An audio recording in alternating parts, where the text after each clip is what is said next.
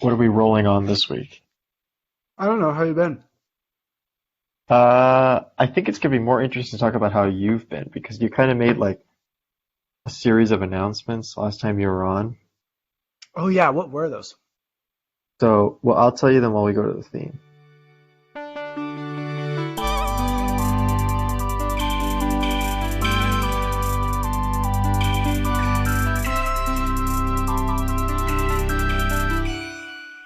This is the Experience Podcast with me and someone else. And that someone else is Nathaniel. He's back after a month and a half absence. Yeah, yeah. Honestly, it feels like it's been no time because everything around me has just been a whirlwind continuously. Yeah, so what's going on? Um, Being a teacher is exhausting. Um, yeah. I don't know what to say much more about it than that. It's just so exhausting. Uh, Have you done, I think I asked this when you like last time you were on when you were just, getting mm. into your teaching, but have you done the thing where you turn the chair around and sit in front of the class, talk about how you relate to them? Not with the chair so much, but Okay. sometimes, you know, try to connect. Like, I don't know. You have to do it at least ironically at one point. Sure, sure. Um, yeah, I don't even know what I was about to say. It's just, yeah. Uh, it's tiring. That's a lot of work. Um, just some stuff's going on at the school right now, to where experienced teachers are saying like you're putting a lot on us, and we're getting overwhelmed, and they're like telling administration that, and you know, uh, I'm new, so I don't know anything about how it's supposed to work. So I'm glad that they're saying that, and it makes me feel a little better that I feel so overwhelmed because, at least other people feel that way too. It's not like, oh, I just like completely suck at this. It's like I'm new and I'm not supposed to be good or efficient at it yet. And they're just putting a lot of stuff on everybody. And I'm getting a pass on a lot of stuff because I'm new, don't get me wrong. And it's not like I'm not aware of that, but yeah. Um, but even aside from all that stuff, just dealing with 14-year-olds all day is brutal, man. They're, you know, Hormones, yeah, uh, yeah. okay, a lot of them have like pretty decent like personalities and stuff, which is like fun, but it's just like exhausting. There's like one of my blocks, there's literally no point in time. Like no, I don't think no matter what I do, I could get them to all like stop talking at once. So, like two sides of the room will just be like always chatting it up, and when I like look at one side of the room, it's like make eye contact with people to get them to stop. The other side starts up, and then if I like look over there too, by the time I fucking look away from the first side, they start talking again, and I'm just like, damn. And I don't care that they're talking, but when it's like distracting to other kids and me, it's too much, and they just don't give a fuck. And a lot of them, oh my god, there's just crazy shit where like I tell everybody to go to the bathroom before class, and like I might write a pass to go to the bathroom if like we're doing like work stuff and I'm not lecturing or I'm not busy, like, immediately like doing teacher stuff. So I hand out a quiz, and they knew the quiz was coming that day. We spent the beginning of the class like, going over stuff, prepping for it a little. And the second I hand out this quiz, this kid's like, "Can I go to the bathroom?" And I was like, "No, you can go when you finish the quiz. You can't see the quiz and then immediately go to the bathroom. I'm not Well, how stupid, else is right?" he going to get the answers in the bathroom? That his Yeah, I friend know, texts to right? him. So yeah, instead of just like turning the quiz in blank so he can go to the bathroom, which if he actually had to go would make sense, or trying to fill in the quiz at all, he just pouts there and till the end of the block, and then doesn't go to the bathroom and doesn't touch the quiz at all. And that's just so stupid. And I have to deal with little things like that all the time. to where it's like, I don't know what is going on in your brain right now, but like that just doesn't even make sense. I don't know what you think you're doing. And then also something I didn't realize until being in this spot is that um, kids think that the teachers like care about like stupid stuff, but like I don't. You know what I mean? I What care students? about, I don't know how to describe it. I care about like the kids like doing well in life and making sure everything's okay with them and they're learning. But uh I don't know. I don't know how else to describe it. They just think, I mean, okay, here's maybe a good way to put it. Since they don't know me outside of like being the teacher, they think that I'm just like always that, you know? Well, you are. No, I'm not. And that's just like extra funny from like my perspective like now. And I was probably also that way, right? Like I don't know. I remember being like a junior taking calculus and the teacher that I had for math like kept moving up in the math department with like at the same pace as the students. So I had her for like 3 or 4 classes in a row. And like she was cool and glad she was my teacher. But I remember junior year, and at that point she had been my teacher for a year and a half. I started to learn some like background details about her life, and I was like, oh my gosh, like I would have never guessed. Like I didn't think about this. Like I was just like learning more about her as a person was yeah, just like, eye opening. And so yeah, I don't know if that's like a good or bad thing to like encourage. I get why it's not, but also it's just nice to I don't know, give the kids some perspective. So you're struggling to relate to them. Well, I mean, not relative to like other teachers. Like, I don't know. They just don't want to Again, do they don't want to do the math also. And like that's fine, but it's just like I don't know. Whenever I hear people say like why don't they teach taxes in school or some shit? I'm just like this person can't even fucking graph like the intercept point.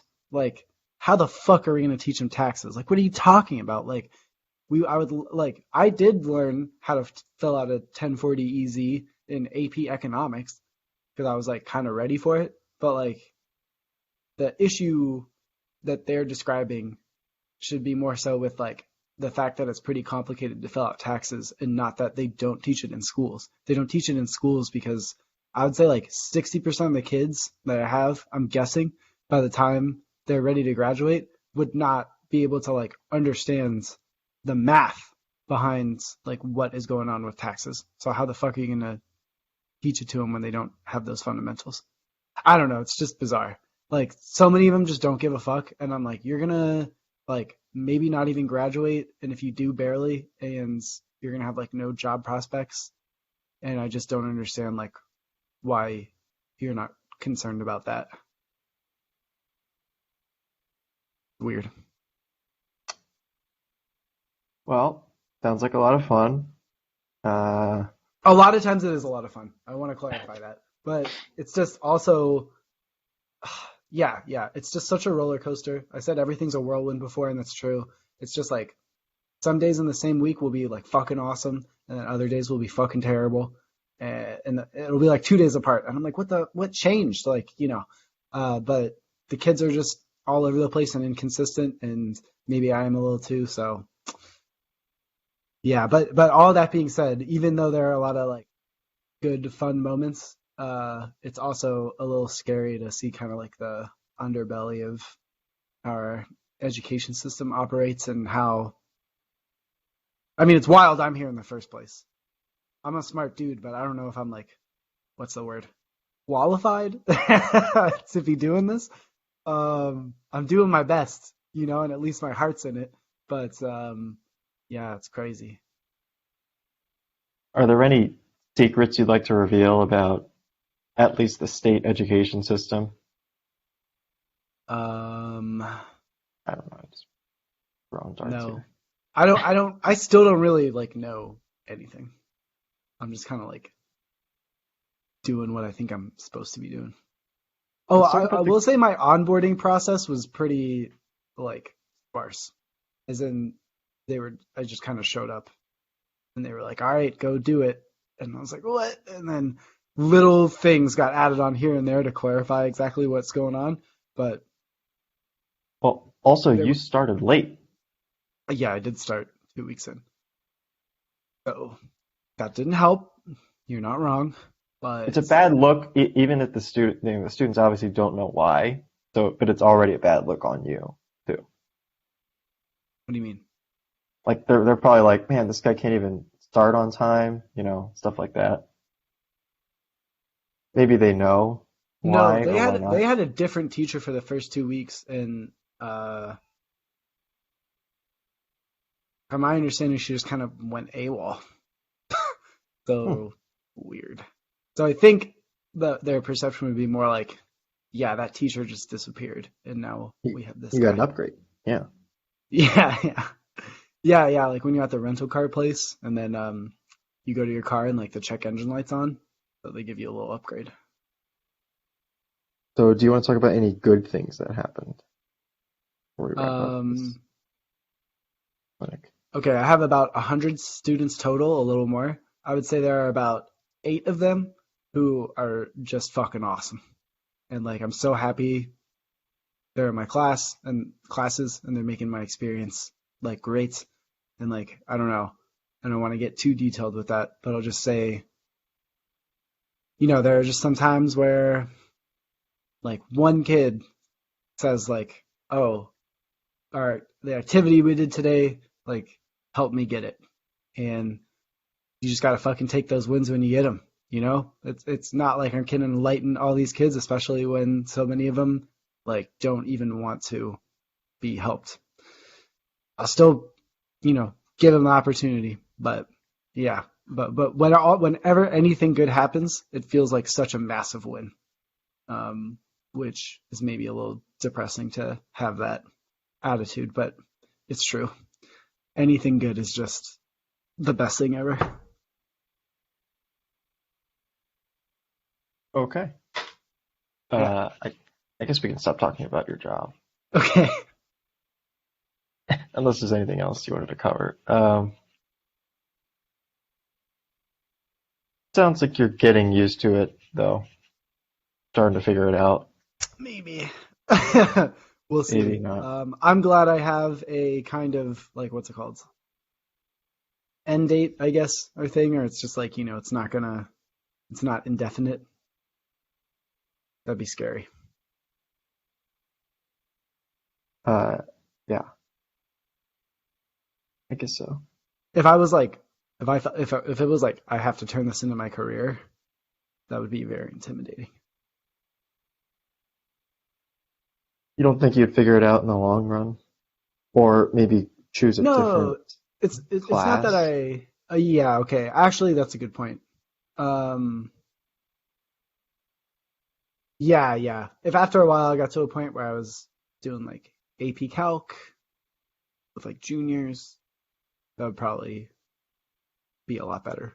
Um, but yeah, just both with the content and with a good chunk of the kids that I have. Again, not all of them, just some of them. It's just a little depressing and exhausting all the time. Have you gotten involved in like extracurriculars? Because I know a lot of uh, teachers like that. Apparently I'm the chess club sponsor, but I haven't done anything. And I don't know if I have to, and I haven't really had the bandwidth for it, so I don't know. On paper, you're the chess club sponsor. Yeah, theoretically. If someone's trying to contact the chess club sponsor, that would be me. You've never seen the chess club before, but you sponsor them. I don't think there's ever been one. I don't know why it was on the list, but What? on There that isn't note, even a though, chess club? Is this some like fake club that's actually being used for like something illegal or something? not that I'm aware of. I should find out that that's not the case since I'm You the might want to make sure sponsor. it's not some money laundering scheme called I don't chess think it club. is. I don't think there's any money going in or out, so it's hard to launder Oh, nothing. Wait, on that note though, I hit 2,000 ELO in 10-0 the other day. Mm. That's fucking good. Transition to money talk. Yeah.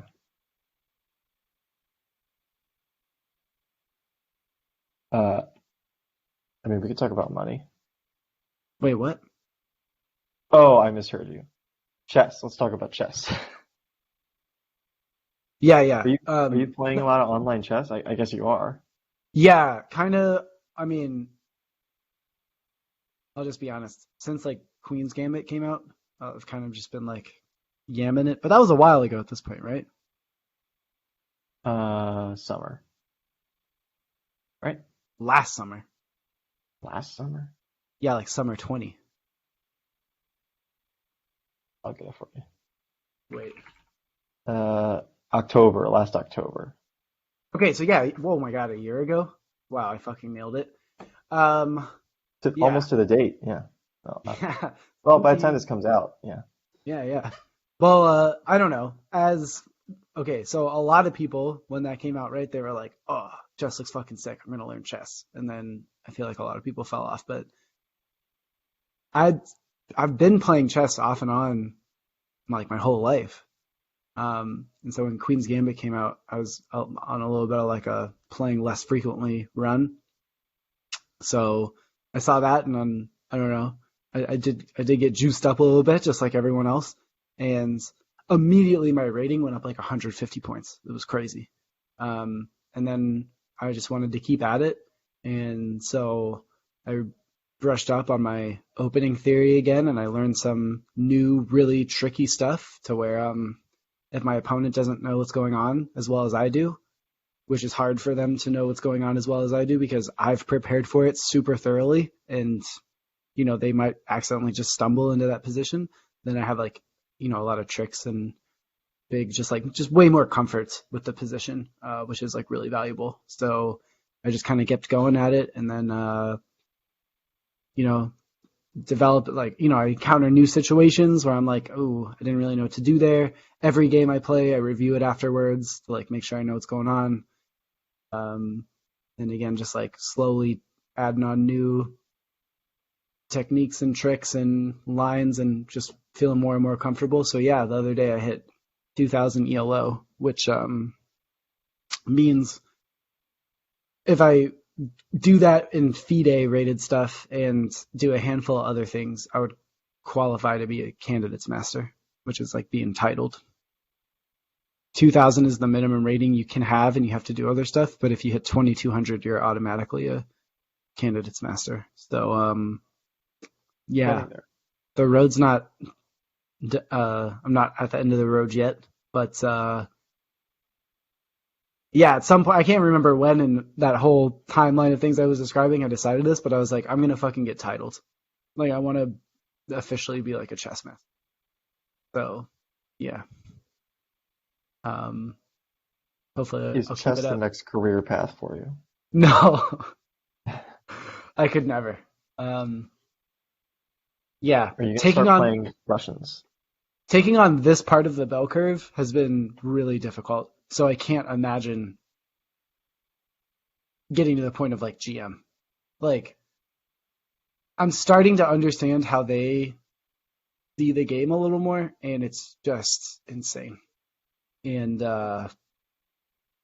yeah, I'm not saying I could never get there, but Jesus, it would take so much effort, and I just have more uh, mm, interesting and lucrative paths to explore. But I do want to be titled, and I want to, maybe even get to FM one day. I don't know. It'd be cool. Okay. hmm It is certainly okay. I agree. That's fine. Nothing wrong It's with totally cool. But yeah, you can call me Mr. 2K now. So, it. 2K. Okay. Maybe I won't, but oh, well, you can. okay. Let's see. I'm trying to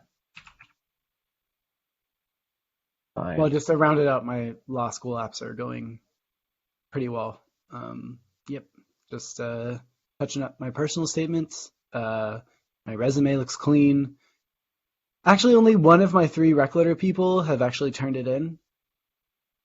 I had expressed I was hoping that it would be good to go on the first. Well, except Justin, because we both got busy, mainly Screw me. him, right? So I Oh, met well. with him late. No, what just a great guy all the time, you know?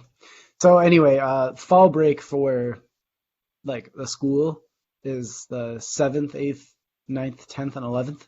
So we'll get a Thursday, Friday, Monday off. And so yeah, I'm planning to just yam it all out then, finish up some supplemental stuff, hopefully, get those rec letters in and just let the universe take hold at For that point. next year, right? Yeah, I would be starting Next fall. September 22. Well, good luck with that. I guess you're getting by on this 1 year teaching adventure. Hopefully you learn something about it, life-wise, I guess. Oh, dude, I already have. Like, I can't remember if I said this last time, but I asked for help more times in the first 3 days of my job than I had the rest of my life combined. So it was So just it's teaching you humility. yeah, big time. And I mean, additionally, I don't know if I've said this line on the podcast last time. Sorry if I'm repeating, but I've never tried so hard only to be so mediocre at something. That's what Yeah. I do all the time. So I mean, yeah, it's just like I just try so hard and it's still just like very middling. So could just be something you chose this job because it was related to what you had done in the past. yeah, vaguely. Are you running your classes in the way that you wanted to? No, absolutely doesn't work. You gave up on that. Yeah. That was pretty quick. Sometimes a little, but yeah, it's tough. It's tough because it's block schedule. Yeah, I feel like if it was 50-minute days, then maybe it would work because plus sessions are just only an hour, and so if I try to run it like that, I don't know, it'd be hard to just keep going, like, and to hold everybody's attention for that long and stuff. And also, yeah, okay, whatever. It's just not quite the same. So, but I did try for a little bit, and yeah, quickly I realized it's just like they're not receptive to this. Yeah, that's okay. Yeah, it's okay. I don't know why I keep saying that. Well, it's not wrong. Anything else you wanted to cover today? I thought I had something for us to go over, but Yeah, update on the bet with Drew that I made last time. So, Emmanuel Sanders, so wait, no injuries so far, so that's great. Haven't had to break down the quarter by quarter thing. Emmanuel Sanders so far has 11 receptions, and Cole Beasley has 11 receptions in the last game. He has 23 total. So, still got the whole season to be played. But what was the bet? I'm trying to remember. It was between so Drew was just shitting on Cole Beasley, and I was like, okay, but he's actually kind of good though. And so he was like, randomly he was like, yeah, I'm sure a receiver like Emmanuel Sanders is better. And then we were like, he's on the Bills now, and he was like, oh. So I was like, well, not on the same team, so we bet who would have more receptions. And then he was really worried about injury and all this shit. And so I said I would break it down by quarter. So if there was a quarter that Emmanuel Sanders missed because of injury, then we would not count that quarter in the total, and it would be like, receptions per quarter. And then also I gave him, if Cole Beasley missed time because of COVID, that would count against Cole Beasley. So even if the COVID thing got in the way, it would benefit him, and I wouldn't get a Joe free card for that. Why didn't you guys? I was clearly here for this bet, but why didn't you guys just do receptions per game? Just because you're worried about them leaving early or something? Well, yeah. Well, that was more for me to. The quarter thing is just so convoluted. No. Well, think about it like this. Well, okay, because here's how it went. I said if Emmanuel Sanders got injured at any quarter, then that quarter wouldn't count. So, for example, if he gets 3 receptions in the first quarter of a game and then leaves with 2 minutes left with a leg injury, he would get the receptions, but I wouldn't count that quarter in the denominator per quarter. I didn't want to do that with a whole game, though. Okay, yeah. It just requires a little more work. Yeah. Oh, But wait. Oh, God. This is going to be awful podcasting, but wait, is there a way for me to share my screen? you can just go to share screen. Where's, oh my gosh. Okay. You ready? Yeah. So, wait one sec. No idea what he's about to share. Okay, no, it's cool. All right, it's just a white Yeah, it's pink. background Okay. on pink. So okay, here's the dilemma. My fantasy football league, every two guys using different formulas do power rankings every week, right? Because it's a fun thing that leagues like to do sometimes, right? Okay. Please, okay. Sorry. Wait, you've never had someone do power rankings for any of your fantasy leagues? Oh, I do the power rankings. Yeah. Okay, well, okay, great. Here's a question for you. How much does record factor into the power rankings? It has no factor into my ranking. Oh, how do you do the rankings then? It's all just based on points. And Okay, then, but how? well, so it depends on, yeah, that was a point of contention. It was initially, I guess, so it's different. Okay, how should I say this? Early in the season, it's pretty tough to do power rankings, obviously, Yeah. like after 1 week or whatever. And so I think it's just like total points after like the first 3 weeks. But once you get past that, you can do like a weighted, you just weight the points by week, right? So where, the week that you're in or the previous week counts more than like the first week of the season. Just like a time weighted thing. Similar to how like Football Outsiders has weighted DVOA, which accounts for like later in the season, that puts more weight toward later in the season. Same thing here. So you can just use like a discount factor, if you will, by like 10%. Okay, I see where that's coming from, but hear me out here. It's very basic. Okay, so here's the two numbers that I'm trying to grapple with, right? I think average points matters significantly, or like, total points divided by games, same thing. But then also standard deviation, right? Are you varying a significant amount week to week, or are you consistently putting up however many points? All right. So anyway, sorry, to go back to why I asked that question. Both the power rankings for our league, like record is about like 50% of the weighting.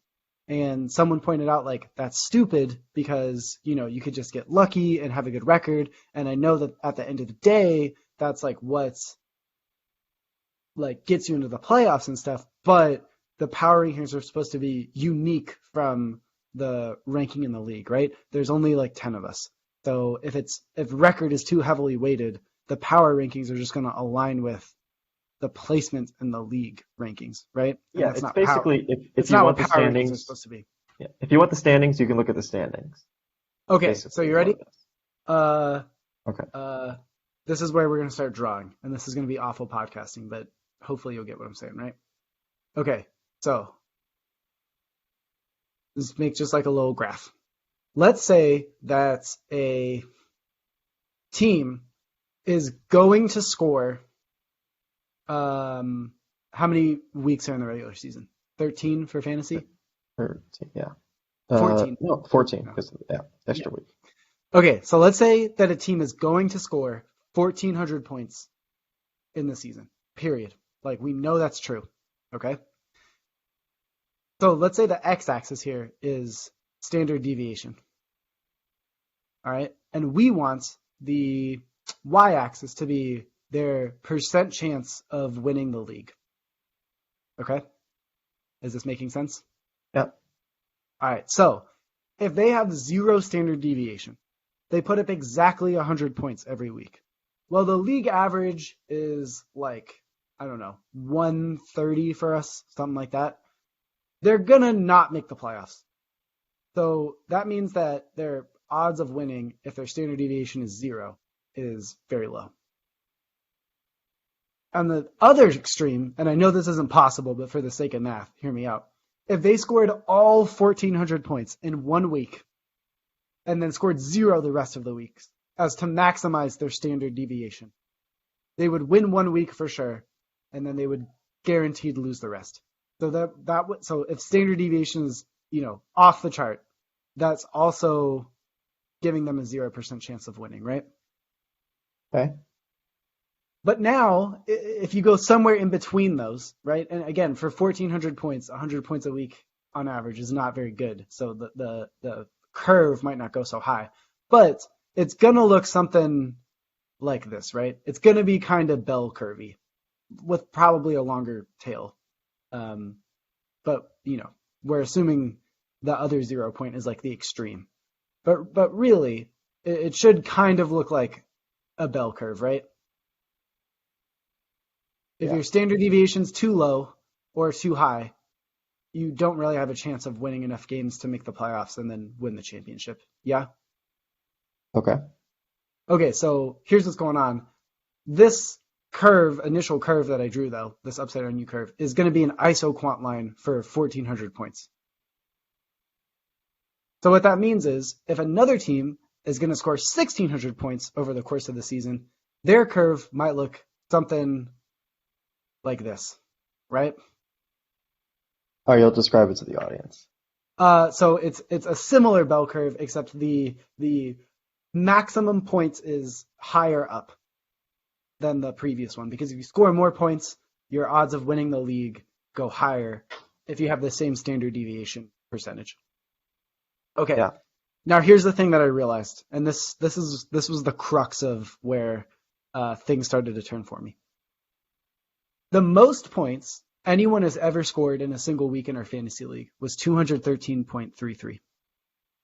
So what this means is that if you are averaging 213.34 points a week, assuming that, no one has an outlandish week and breaks that record on the week of championship week, if your standard deviation is 0, you should win the league, because you're scoring the highest anyone's ever scored every single week. Does that make sense? Okay. Sure. So what that means is the bell curve gets pushed so that the center gets closer and closer to the y-axis as you score more points. Because on the same token, just to take it to another extreme, again, or not, I guess it's not an extreme, but another just example of that. Since our league average is about 130, if you're scoring 180 points a week, you don't want your standard deviation to be super high, because you don't want it to be like, 50 points standard deviation so that 37% of the time you're losing to the league average or whatever the number is.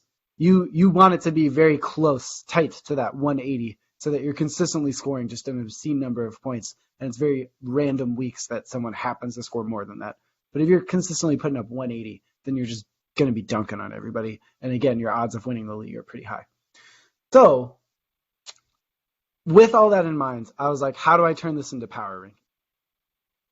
And that stuff has proven to be difficult and a little more subjective than I was hoping.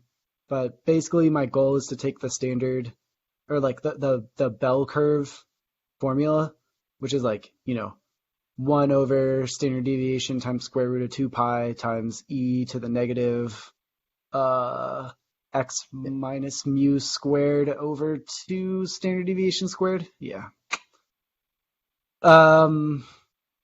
yeah, I'm going to take that and then modify it, right? So that like the center points is at like the highest anyone's ever scored in the league. And then the last point though I need to figure out is what's the formula for like the differential between like the optimal standard deviation given your average points per week and what your actual standard deviation is. And that's where it gets a little more subjective, right? Like I don't have a good answer to if someone's scoring 160 points a week, what's their optimal standard deviation win the league? I And will so, say related, yeah, but not the same.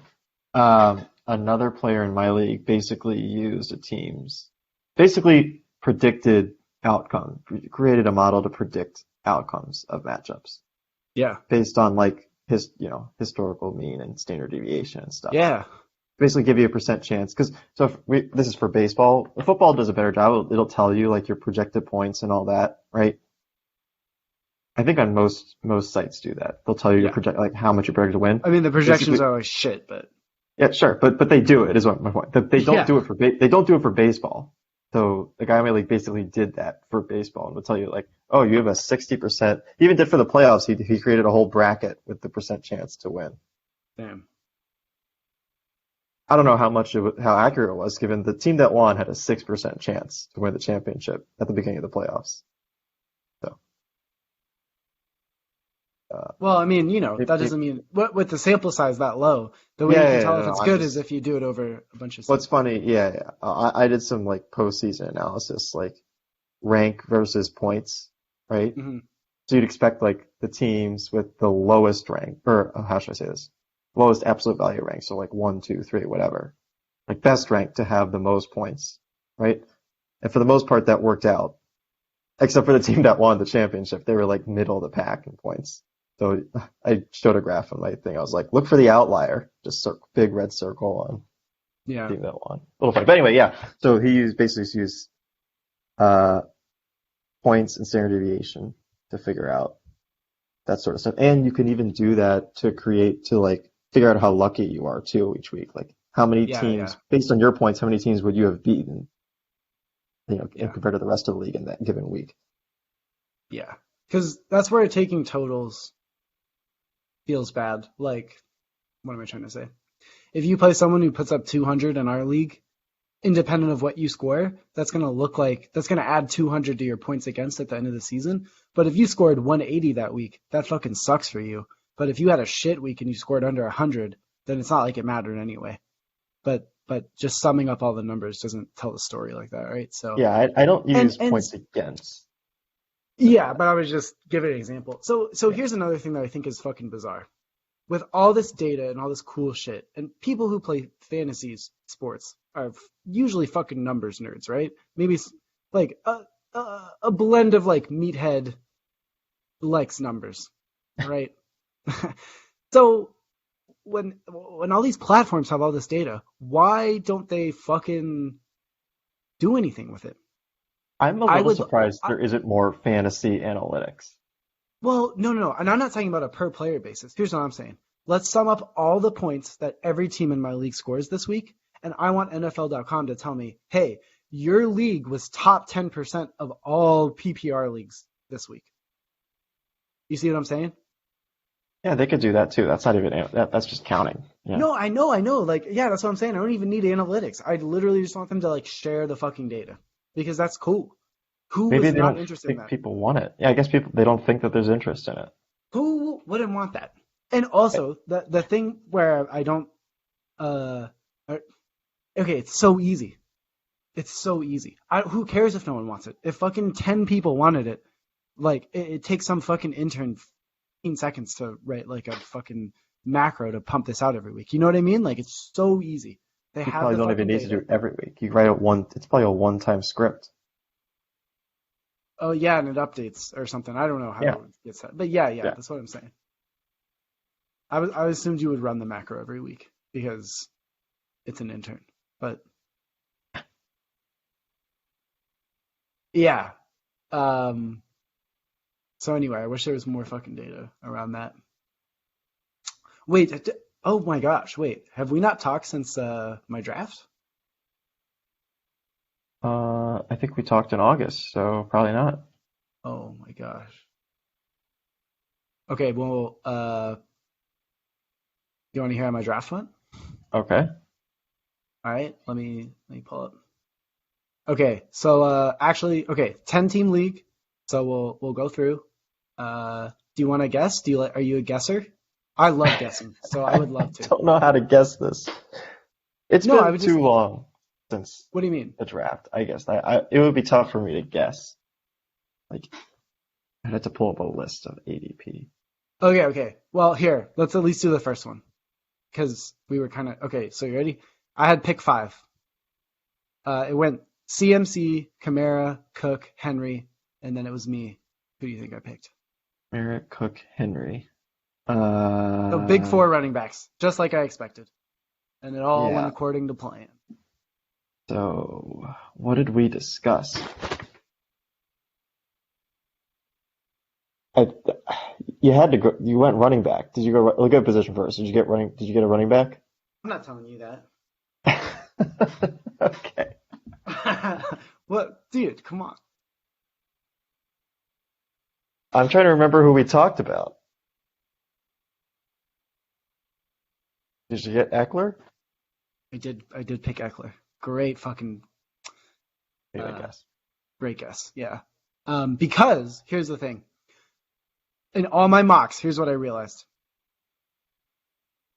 My second pick, I was gonna get a wide receiver for sure because there were three really good receivers in my rankings that were at 16, 17, 18.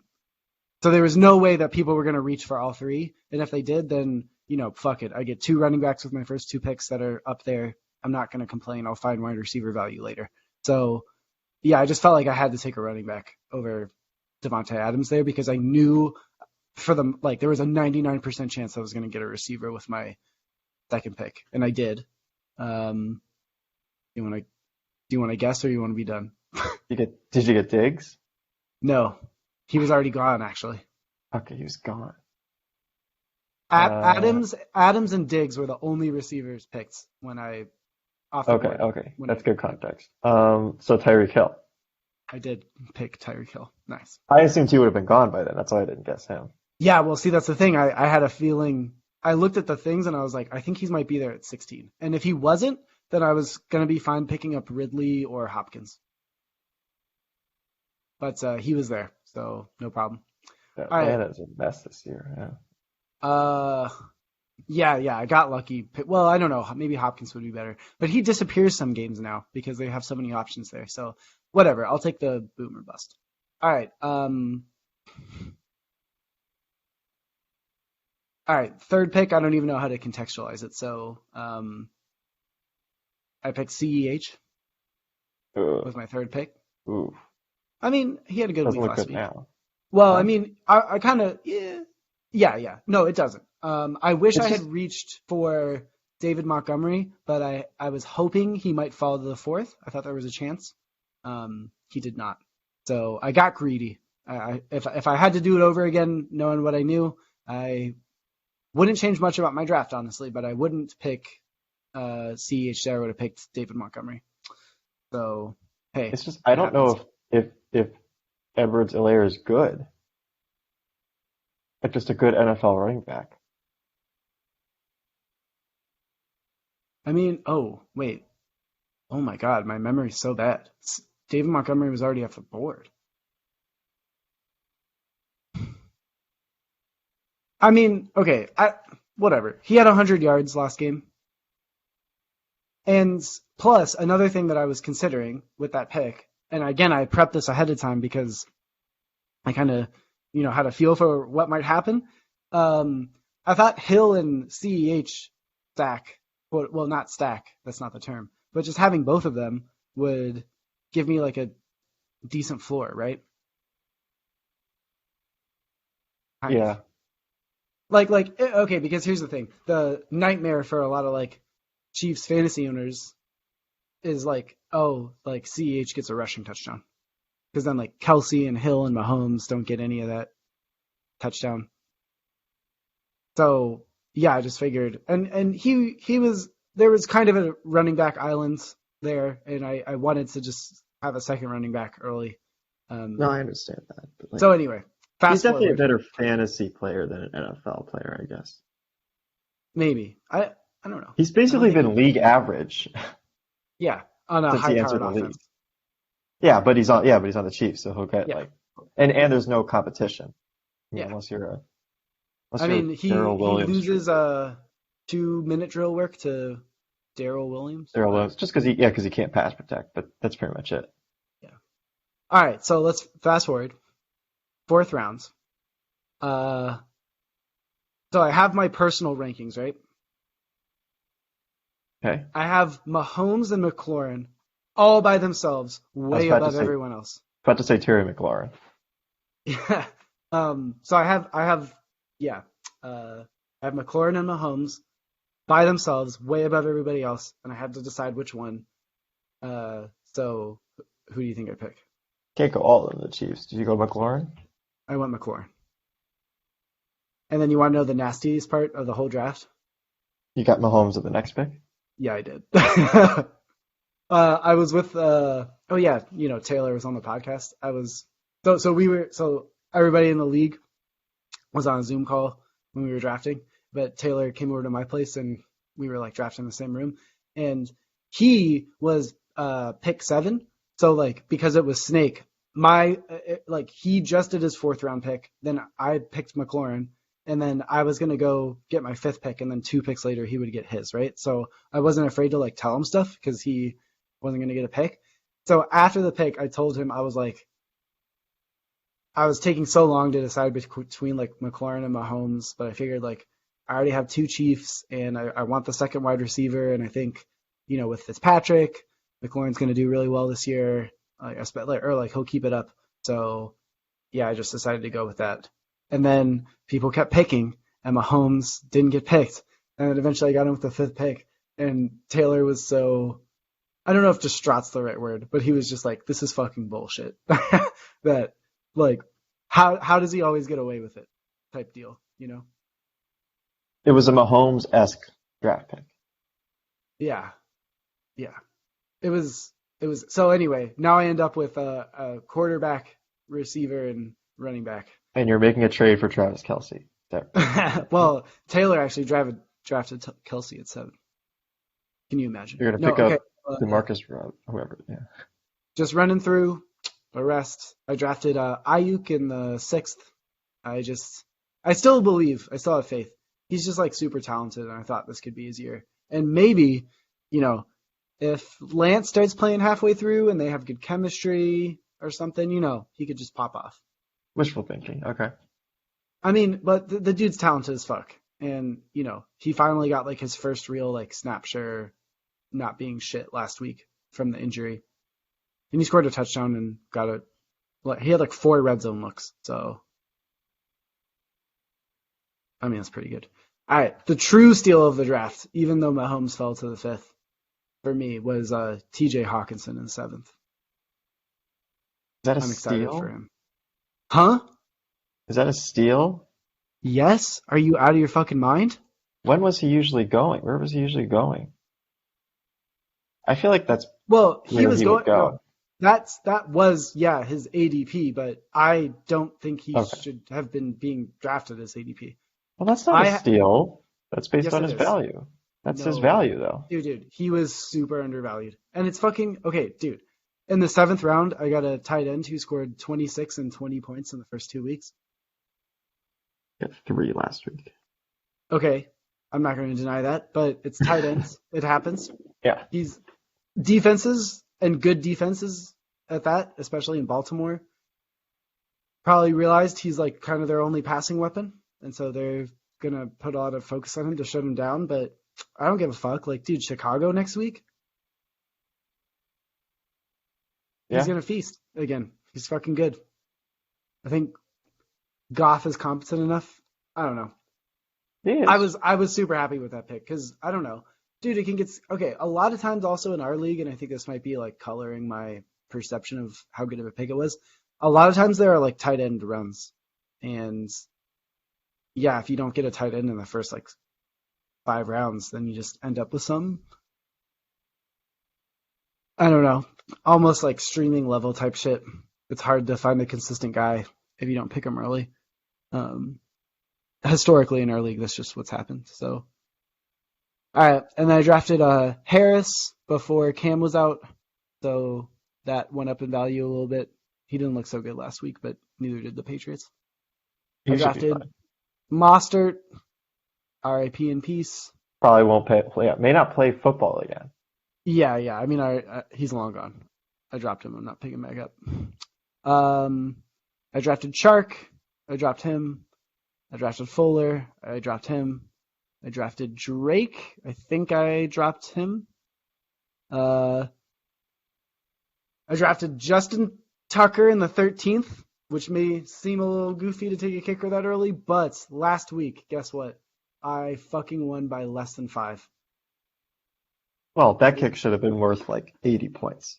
Is that sick or what though? You should win your week if Tucker sets a record. Like, I don't forget disagree. the rest of the points. Forget And the rest of the points. I mean, it did happen, so Yeah, there's okay. justice in this world. But yeah, yeah, I won by 4.08, and obviously there was a Justin Tucker kick, so what a fucking legend. I drafted Zach Moss in the 14th, and even though he was a surprise scratch last week, I'm starting him this week against Houston because the Bills are going to run it up, and eventually they're just going to give him the ball a billion fucking times, and he'll probably accidentally score a touchdown. And yeah, I drafted the Panthers defense the last pick, and then I don't even think I started him week 1. But I kind of knew they were going to, well, at least start off hot because Yeah. they played 3 garbage teams to start. JC Horn's out. So, see what happens I there. don't know. I haven't keeping up with them because, I mean, they're so hard to evaluate now because they've played combined record 0-9, right? So, like, Yeah. are they good? I don't know. Play a real team. Who do they play this week? Why is it not coming up? I tried to look that up. Dallas. Oh, yeah. That'll be good. Again, JC Horn is out, so I don't know. Who No problem. who's that? Is that a That's corner? their corner that they drafted in the first round. Oh, yeah, yeah. Has looked good. Well, they traded for CJ Henderson. Oh, yeah, yeah. I saw that. The Jags didn't even get that much for him, but I guess they had a rookie who was playing well as too, something like that. I don't know. It's like a sunk cost, I think. Maybe Urban Meyer didn't like him. I don't Yeah, I don't know. think they drafted him. Oh, another nasty thing that happened last week was I started the Cardinals defense, so that was cool. You know, we talked a little bit last time about how like I haven't lost a playoff game, which like obviously contributes to my success, but a skill that is very relevant to fantasy that I've been and just am really good at is streaming defenses. Yeah, that is a skill though. Yeah, I mean, I've always streamed defenses. I always will. And look, I got fucking 22.68 from Cardinals defense last week. I mean, Like, with the exception of like the one or two teams that get the surprise good defense, I don't see how you can't stream yeah, defense yeah, every week. yeah. I see what you're Like, saying. Well, I don't know. The guy I played last week played the football team and got negative 3.18. So well, that defense has not been good this year. true. But if you It started was them supposed to. last year, yeah, Yeah, yeah. I think there are some defenses that you can just play every week. But anyway, well, it's like just like funny. the Patriots 2 years ago, for like the first Yeah, half of the yeah. season, like you can just accidentally your way into a good team, like kind of like what you do with the Panthers. But then you have to know when to move on. I never played the Panthers 1 week this year. What I'm saying, you could have Oh, it would like have been all the right. scenario would have been you got the Panthers at the end of the draft, and then you had 3 great weeks, and then The best part though is obviously the Cardinals last week played the Jags, and so it was against Trevor Lawrence, which factored into my decision to play them a little because I think there are a lot of playmakers on the Cardinals. But then my opponent this week played the Bengals defense, who also played the Jags, and they did very poorly. And so, Yeah. yeah, I just gave him a lot of shit and was like, why am I a fucking god? Well, the Bengals defense isn't good. Yeah, that's why that's the joke. I think it. Wait, here, let me just pull up the message. They looked good. They looked, I guess, fine against Pittsburgh, but that's because it's Pittsburgh, which is also a mess in a different way. I said, woke, starting a Cardinals defense full of playmakers against a vulnerable rookie QB. Broke, starting a bottom half Bengals defense against the best QB prospect since Andrew Luck. Yeah. Where's the lie? Lawrence looked better. I'm glad he's doing better now because Yeah, I mean, it's got nothing to do with him, right? He's on a trash fucking team with Urban Meyer as the head coach. Like, what the fuck is he supposed to do? But yeah, it was relieving to see him look better last game. yeah. Okay. Do you want to wrap it up here, or did you have Yeah, I something think else? the last thing I'll say though is just that I fucking love this NFL season so far. It is just fucking chaotic, and that's super exciting, right? Like the Chiefs are 1-2 at the bottom of their division. Tell me how many universes that happens in. And the Raiders and Broncos are 3-0. And the reason why that's so good for football is because, okay, Monday Night Football this week, Raiders Chargers. That would have been, no matter what, just like a, rivalry game, like kind of too frisky, or like Chargers, I'll call a frisky team. Raiders, as I've said before on the podcast, are just a goofy team. You never know what Raiders you're going to get any given week. But now it's like, okay, either the Raiders start 4-0 and drop the Chargers to 500, or the Chargers go to 3-1 and they take hold of the division, and they already beat the Chiefs once.